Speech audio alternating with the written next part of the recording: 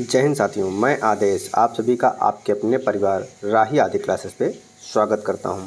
तो हम सभी सीटेट के लिए हिंदी का प्रैक्टिस सेट चालू करते हैं, जो कि हमारा टारगेट है 30 में 30 का।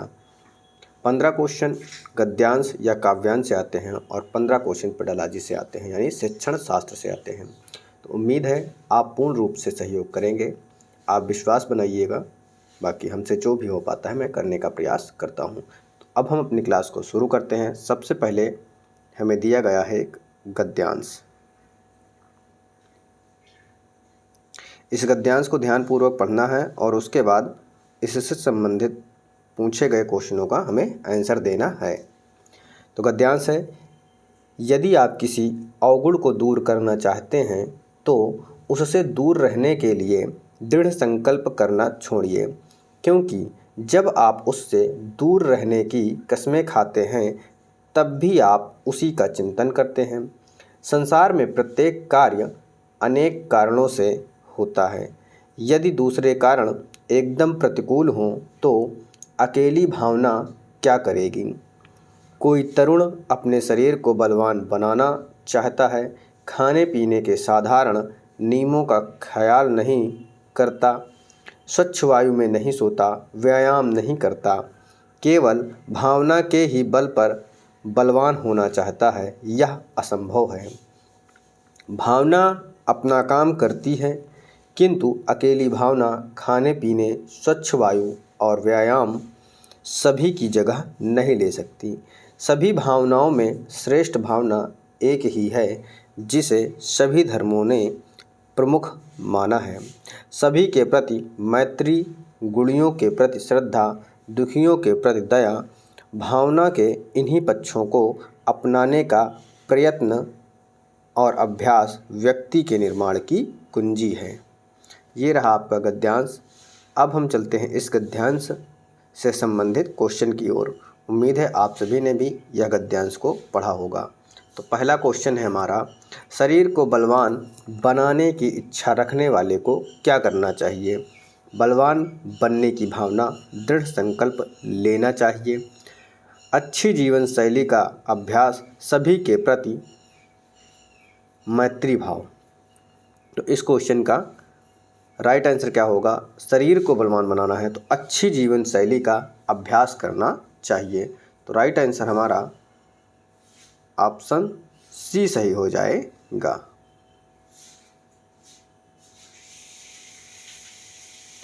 अगला क्वेश्चन है, सभी भावनाओं में श्रेष्ठ भावना कौन सी नहीं है। दुखियों के प्रति उपेक्षा, गुणियों के प्रति श्रद्धा, सभी के प्रति मैत्री, दुखियों के प्रति दयालु। तो आप सभी ने गद्यांश में पढ़ा है और गद्यांश से संबंधित क्वेश्चन है, तो यह सभी वाक्य आए थे।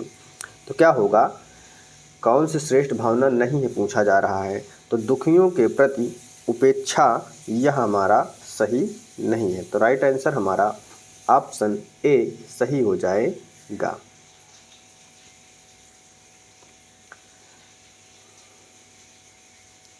अगला क्वेश्चन है, बुरी आदत छोड़ने का दृढ़ संकल्प करने पर भी बार बार असफलता क्यों मिलती है।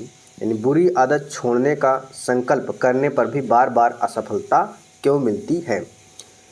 ऑप्शन देखते हैं। दृढ़ संकल्प याद नहीं रहता, जब दूसरे के कहने का संकल्प लिया जाता है, जब भावनाएं बलवती नहीं होती, दृढ़ संकल्प में भी उसी आदत का चिंतन छाया रहता है। तो गद्यांश में कहा गया था कि दृढ़ संकल्प तो ले लेते हैं, लेकिन हम चिंतन उसी चीज़ का करते हैं। तो क्या हो जाएगा राइट आंसर हमारा ऑप्शन डी सही हो जाएगा। अगला क्वेश्चन है, लेखक ने किस बात को असंभव बताया है। लेखक ने किस बात को असंभव बताया है। अवगुण को दूर करना, सद्गुणों को अपनाना, भावनाओं के बल पर ही लक्ष्य की प्राप्ति या उद्देश्य प्राप्ति के लिए केवल चिंतन करना। तो लेखक ने किस बात को असंभव बताया है कि भावनाओं के बल पर ही लक्ष्य की प्राप्ति। क्योंकि भावनाएं क्या होती, हम सोचते तो हैं, सोच तो लेते हैं, पर उस पर कार्य नहीं करते हैं। तो क्या हो जाएगी, असंभव क्या हो जाएगा, भावनाओं के बल पर लक्ष्य की प्राप्ति। केवल सोचने से या भावना रखने से कुछ नहीं होता। अगला क्वेश्चन है, व्यक्ति के निर्माण की कुंजी किसमें निहित है। व्यक्ति के निर्माण की कुंजी किसमें निहित है। व्यायाम एवं नियमों के पालन में, भावनाओं के श्रेष्ठ पक्षों को अपनाने में, समाज के सहयोग में, अपने अवगुणों की पहचान में। तो राइट आंसर क्या है, भावनाओं के श्रेष्ठ पक्षों को अपनाने में। व्यक्ति के निर्माण की कुंजी क्या हो जाएगी, भावनाओं के श्रेष्ठ पक्षों को अपनाना चाहिए। तो राइट आंसर हमारा ऑप्शन बी सही हो जाएगा।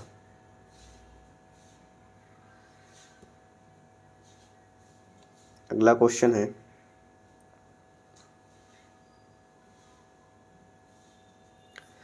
तब भी आप उसी का चिंतन करते हैं, वाक्य से अभिप्राय है। उसी बात के बारे में सतत विचार करना, उसी बात का अध्ययन करना, उसी बात के बारे में लिखना, उसी बात की दूसरों से चर्चा करना। तो क्या हो जाएगा अभिप्राय, कि उसी बात के बारे में सतत विचार करते रहना या उसी बात के बारे में बार बार सोचते रहना। तो क्या हो जाएगा राइट आंसर हमारा ऑप्शन ए सही हो जाएगा। अब यहाँ पर प्रतिकूल का विलोम बताना है, यानी विपरीतार्थी शब्द बताना है। प्रतिकूल का विलोम क्या हो जाएगा, विपरीत, अनुकूल, अनुसार या चिरकूल। तो आप सभी जानते हैं कि प्रतिकूल का विलोम क्या हो जाता है, अनुकूल हो जाता है, यानी ऑप्शन हमारा बी सही हो जाता है। अब आते हैं आगे, अगला क्वेश्चन है, अवगुण में कौन सा उपसर्ग प्रयुक्त हुआ है। अवगुण में कौन सा उपसर्ग प्रयुक्त हुआ है। देखिए, जब भी आपसे उपसर्ग पूछा जाए या प्रत्यय पूछा जाए तो उपसर्ग क्या होता है, शब्दांश होता है। तो आपको इस प्रकार से भी क्वेश्चन पूछा जाता है, लेकिन उपसर्ग जो होता है किसी भी शब्द के पहले जुड़ता है, और प्रत्यय क्या होता है, वो भी शब्दांश होता है, लेकिन किसी भी शब्द के जब बाद में जुड़ेगा तो प्रत्यय होगा। तो अवगुण में कौन सा उपसर्ग प्रयुक्त है। देखिए, हमारा शब्द क्या है, गुण, और गुण में क्या मिला है, अव। तो अव देखिए कहाँ पर है, अव हमारा तीसरे ऑप्शन पे है, तो हमारा सी सही हो जाएगा।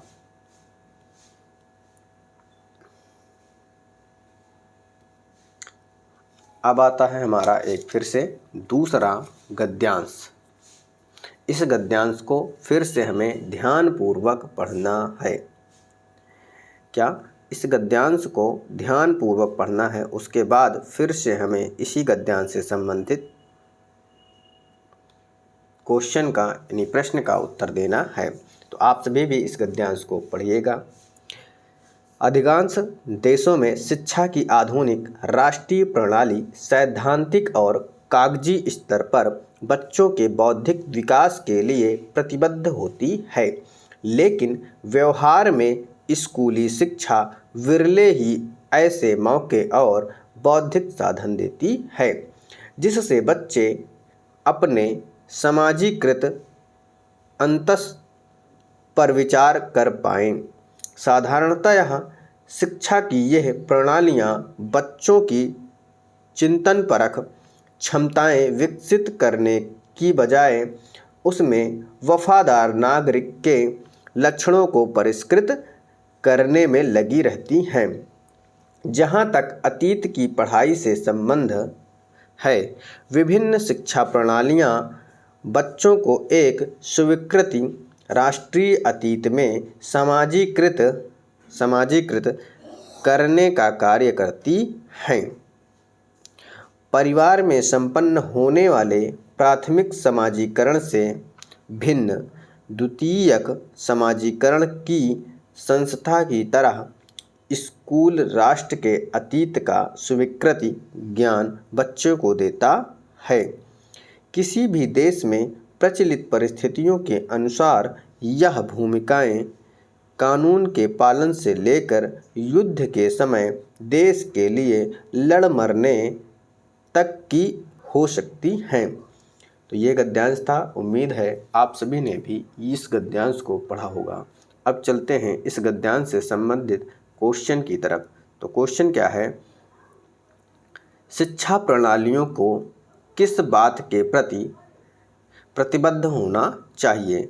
बच्चों को आज्ञाकारी नागरिक बनाने के प्रति, बच्चों में समालोचनात्मक चिंतन कौशल विकसित करने के प्रति, बच्चों को राष्ट्र के गौरव से मात्र परिचित कराने के प्रति, बच्चों को राष्ट्र का अतीत कंठस्थ कराने के प्रति।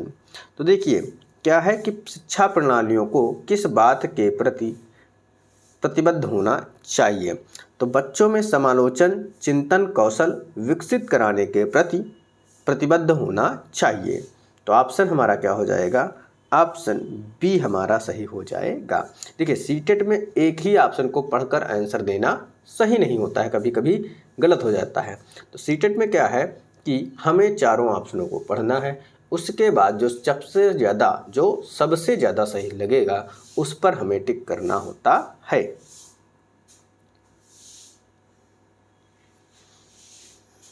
अगला क्वेश्चन है, गद्यांश में किस संस्था को बच्चों के समाजीकरण की द्वितीयक संस्था कहा गया है?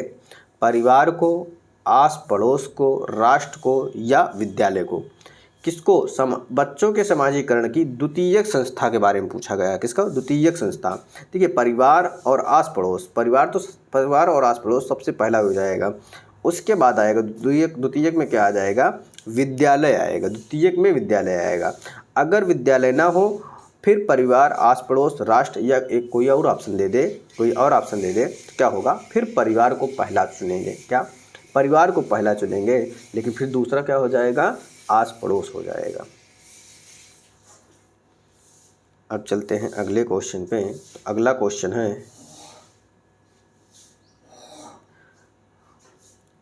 वर्तमान शिक्षा प्रणालियां राष्ट्र के अतीत का शिक्षण किस उद्देश्य से करती हैं?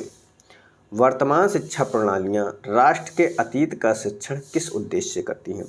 देश के प्रति जान भी देने का दावा पैदा करती हैं, अन्याय के विरुद्ध आवाज़ उठाने की ताकत पैदा करना, बौद्धिक रूप से सक्षम प्राणी बनाना, स्वयं चेता मनुष्य के रूप में विकसित करना। तो क्या होगा कि देश के प्रति क्या उद्देश्य होता है अतीत के शिक्षण का? कि देश के प्रति जान भी देने का दावा पैदा कर रही हैं। दावा पैदा करना यानी राष्ट्र और देश के प्रति। हमारा ऑप्शन ए सही हो जाएगा। अगला क्वेश्चन है, जहाँ तक अतीत की पढ़ाई से संबंध, वाक्य में रेखांकित शब्द किस विषय की ओर संकेत कर रहा है? भूगोल की ओर, नागरिक शास्त्र की ओर, इतिहास की ओर या गणित की ओर? तो अतीत किस में होता है? अतीत किस में होता है? इतिहास में होता है। कहाँ होता है? इतिहास में होता है। तो ऑप्शन हमारा सी सही हो जाएगा। अगला क्वेश्चन है, गद्यांश के संदर्भ में अंतस का अर्थ है। अंतस का क्या अर्थ होगा? आंतरिक चेतना, भीतर से तपा हुआ, मन का ताप या भीतरी चमड़ी? तो क्या हो जाएगा? आंतरिक चेतना हो जाएगा। क्या? अंतस का अर्थ आंतरिक चेतना होता है।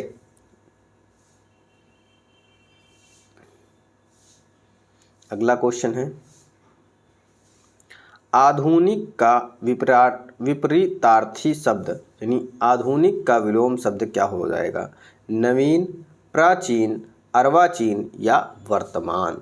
तो आधुनिक का जो विलोम होगा वह होगा प्राचीन। क्या हो जाएगा? प्राचीन हो जाएगा।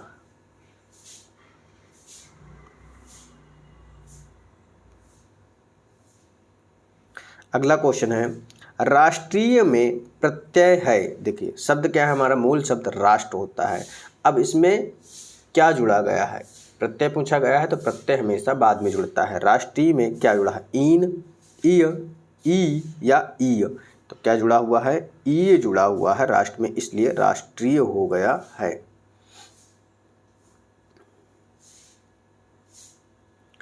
अगला क्वेश्चन है, रीमा ने, अब यहाँ से पेडालॉजी की शुरुआत होती है। रीमा ने एक सांप के बारे में अपने विद्यार्थियों को एक कहानी सुनाई है। क्या सुनाई है? कहानी सुनाने के बाद उसने अपने विद्यार्थियों से कहा, आप कल्पना करें कि आप सांप हैं। आप सोचिए कि आपके साथ क्या होगा। इस गतिविधि के माध्यम से रीमा विद्यार्थियों को क्या करवाना चाह रही है? व्याकरण की बेहतर समझ। देखिए यहाँ पर व्याकरण की बेहतर समझ तो नहीं होगा। फिर है कल्पनाशीलता और रचनात्मकता का पोषण, भाषा की बेहतर समझ। देखिए क्या है कि वो सोचने के लिए कह रही है, यानी कल्पना करने के लिए कह रही है। बहुसर्जक पाठक, तो राइट आंसर हमारा क्या हो जाएगा? ऑप्शन बी हमारा सही हो जाएगा, यानी कल्पनाशीलता और रचनात्मक तरीके का पोषण उसे देना चाहती है बच्चों को। अब आते हैं अगले क्वेश्चन पे। तो हमारा अगला क्वेश्चन है क्या कि सृष्टि की कक्षा में एक विद्यार्थी अपने मित्र से अपने स्वप्न के बारे में कहती है कि उसकी मित्र उसके प्रश्न का उत्तर देती है। सृष्टि किस युक्ति का प्रयोग कर रही है? प्रश्न करना, साक्षात्कार करना, भूमिका निर्वाह या चर्चा? तो यहाँ पर क्या होगा? साक्षात कर रही है। क्या? साक्षात्कार युक्ति का प्रयोग कर रही है। साक्षात्कार। ऑप्शन हमारा बी सही हो जाएगा। अगला क्वेश्चन है कि निम्नलिखित में से कौन सा समग्र भौतिक प्रक्रिया का सिद्धांत नहीं है? हमें ध्यान ये देना है कि कौन सा समग्र भौतिक प्रतिक्रिया का सिद्धांत नहीं है। लक्ष्य भाषा का अर्थ क्रियाओं के माध्यम से संप्रेषित किया जा सकता है। शिक्षार्थी करते समय बेहतर तरीके से शिक्षा सीखते हैं। पठन बोध बहुत ही महत्वपूर्ण है। श्रवण कौशल दूसरे कौशलों से पहले होना चाहिए। तो इस क्वेश्चन का जो राइट आंसर होगा वह क्या होगा? सिद्धांत नहीं है पूछा जा रहा है, तो पठन बोध बहुत ही महत्वपूर्ण है। क्या? बहुत ही महत्वपूर्ण है, यानी राइट आंसर हमारा ऑप्शन सी सही हो जाएगा।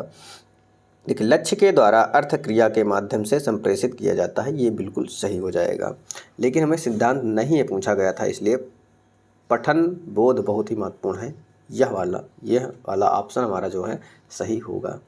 अब आते हैं अगले क्वेश्चन पे। तो अगला क्वेश्चन है हमारा कि भाषा की कक्षा में कौन सा उदाहरण प्रमाणिक सामग्री का उदाहरण नहीं है?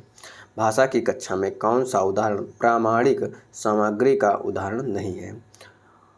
भोजनालय की तुलना, भोजनालय की भोजन तालिका, यानी मेनू कार्ड जो होता है, जैसे हम किसी होटल में जाते तो वहाँ मेनू कार्ड दिया जाता है। गीत के बोल, नौकरी हेतु विज्ञापन, अंग्रेजी की पाठ्य पुस्तक।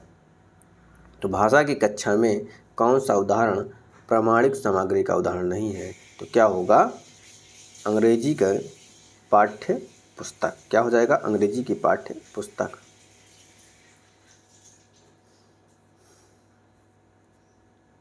अगला क्वेश्चन है हमारा, मनु भाषा की नई अध्यापिका है, उसे किस पर ध्यान केंद्रित नहीं करना चाहिए? जो मनु है वह नई अभी टीचर बनी हुई है, उसे किस बात पर ध्यान नहीं देना चाहिए, ध्यान केंद्रित नहीं करना चाहिए पूछा जा रहा है।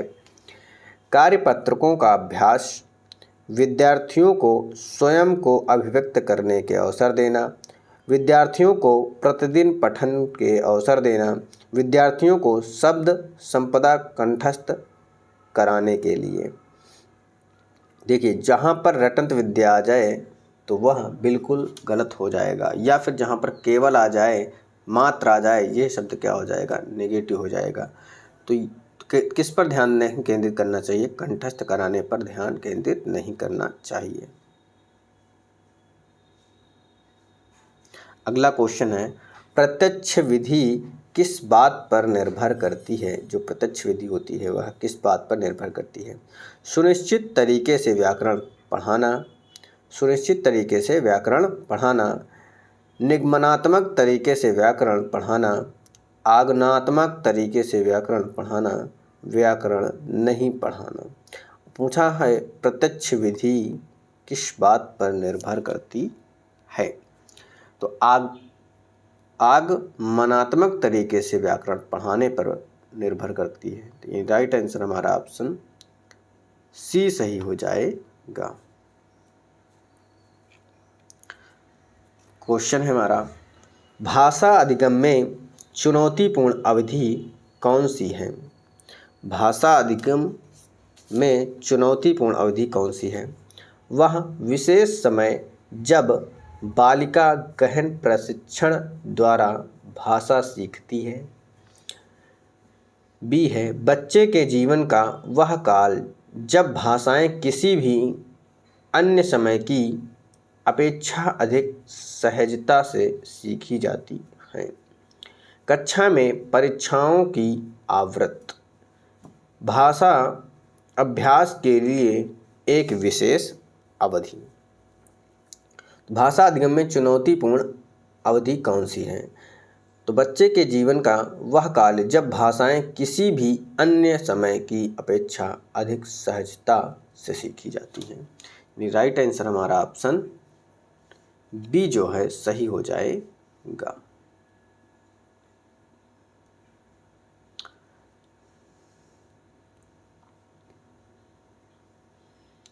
अगला क्वेश्चन है हमारा कि निम्नलिखित में से कौन सा शब्द भंडार शिक्षण का उद्देश्य नहीं है? विभिन्न संदर्भों में शब्दों के प्रयोग की योग्यता हासिल करना, संदर्भ से शब्दों के अर्थ समझना, शब्दकोश का प्रयोग, शब्द अर्थ कंठस्थ या याद करना। तो राइट आंसर क्या हो जाएगा? उद्देश्य नहीं है तो शब्द अर्थ कंठस्थ करना यानी याद करना जो है यहाँ बिल्कुल नहीं होता है। तो राइट आंसर ऑप्शन डी।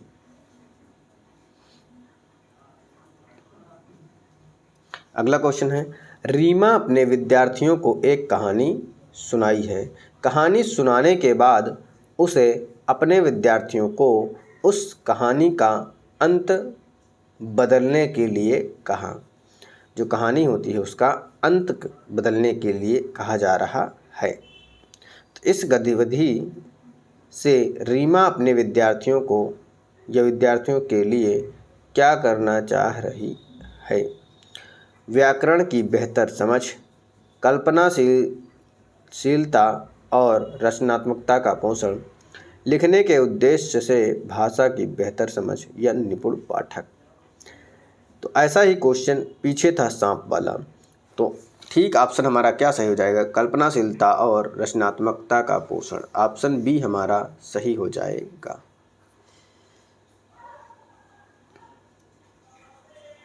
अगला क्वेश्चन है, सुजाति चाहती है कि उसके विद्यार्थी शब्दों की सही वर्तनी लिखें। उसे अपने विद्यार्थियों की कैसे मदद करनी चाहिए? शब्दों का सही उच्चारण, शब्दों का सही पठन, साफ साफ लिखना या सही लिखना। तो क्या हो जाएगा? शब्दों का सही उच्चारण। जैसे हमें कोई इमला बोले यानी वो बोलता रहे कोई और हम लिखते रहें। जब उच्चारण सही होगा तभी हम ठीक से सही शुद्ध वर्तनी लिख पाएंगे। अगर वो गलत बोला या हम गलत पढ़ लिए, गलत उच्चारण करते हैं तो गलत ही लिखेंगे।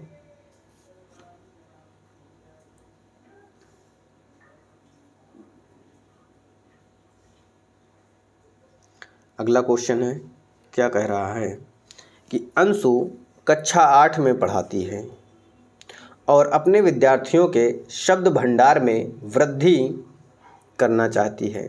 शब्द भंडार में वृद्धि का सर्वोत्तम तरीका क्या है?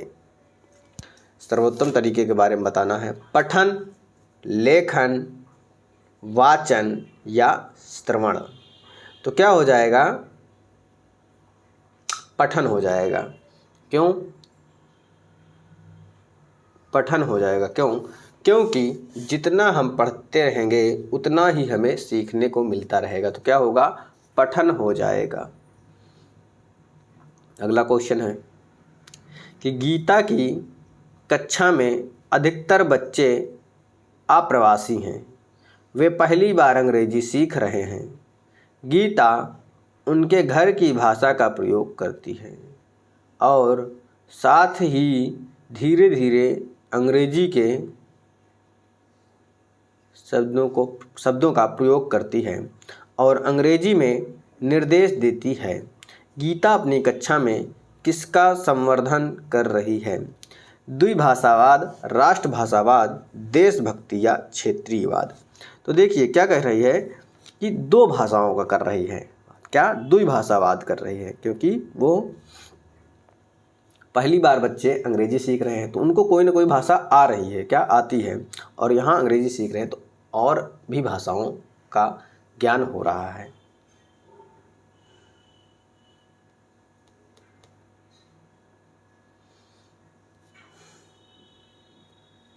अगला क्वेश्चन है हमारा,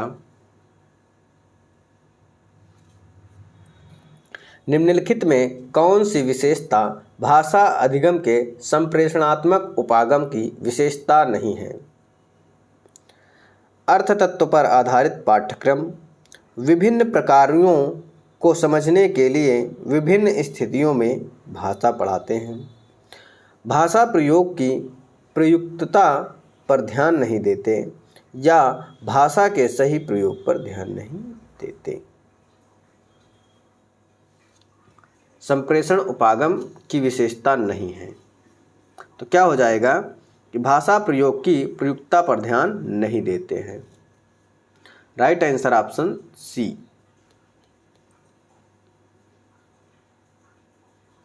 अगला क्वेश्चन है, निम्नलिखित में से कौन सी विशेषता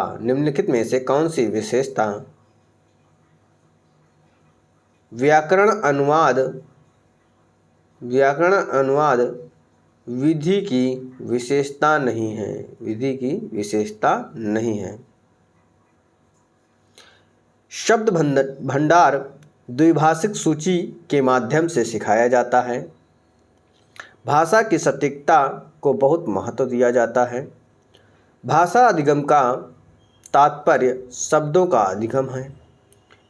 महान लेखकों के लंबे लंबे लेखन को पाठ्य सामग्री के रूप में लिया जाता है। तो राइट आंसर क्या होगा, इसका हमें ध्यान देना है। और क्वेश्चन क्या है कि कौन सी विशेषता व्याकरण अनुवाद विधि की विशेषता नहीं है? शब्द भंडार द्विभाषिक सूची के माध्यम से सिखाया जाता है, ये बिल्कुल सही हो जाएगा। भाषा की सटीकता को महत्व दिया जाता है, ये भी सही हो जाएगा। भाषा अधिगम का तात्पर्य शब्दों का अधिगम। महान लेखकों के लंबे लंबे लेखनों को पाठ्य सामग्री के रूप में लिया जाता है। तो विशेषता क्या हो जाएगी जो नहीं है? भाषा अधिगम का तात्पर्य शब्दों का अधिगम नहीं होता है। तो इसलिए हमारा ऑप्शन सी सही हो जाएगा।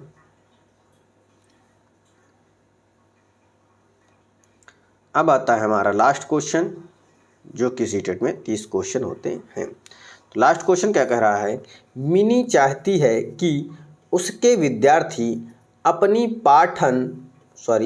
पठन सामग्री का सारांश जान लें। उसे किस पठन सामग्री का प्रयोग नहीं करना चाहिए?